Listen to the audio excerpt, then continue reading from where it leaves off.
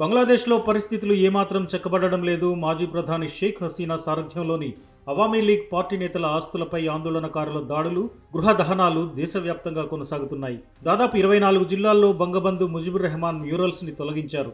భారత్లో ఆశ్రయం పొందిన షేక్ హసీనా పార్టీ నేతలను ఉద్దేశించి సామాజిక మాధ్యమాల ద్వారా చేసిన ప్రసంగంతో మొదలైన విధ్వంసం మూడో రోజుకు చల్లారలేదు. ఢాకాలోని బనానీ ప్రాంతంలో అవామీ లీగ్ అధ్యక్ష మండలి సభ్యుడు షేక్ సలీం ఇంటిని తగులబెట్టారు. పలుచోట్ల ఇళ్లు దోచుకొని ఆ తర్వాత నిప్పు పెడుతున్నారు. విధ్వంసం ఆపాలని, చట్టాన్ని గౌరవించి దేశంలో శాంతిని పునరుద్ధరించాలని మహమ్మద్ యూనస్ నేతృత్వంలోని బంగ్లాదేశ్ ప్రభుత్వం ఆందోళనకారులను కోరింది. జరుగుతున్న దాడులను తీవ్రమైన ఆందోళనతో గమనిస్తున్నాం, ఇటువంటి చర్యలను ప్రతిఘటిస్తామంటోంది ప్రభుత్వం. అవామీ లీగ్ నేతల ఆస్తులపై దాడులు ఆపమని, రెచ్చగొట్టే చర్యలతో దేశాన్ని అస్థిరపరిస్తే ఊరుకునేది లేదని హెచ్చరిస్తోంది.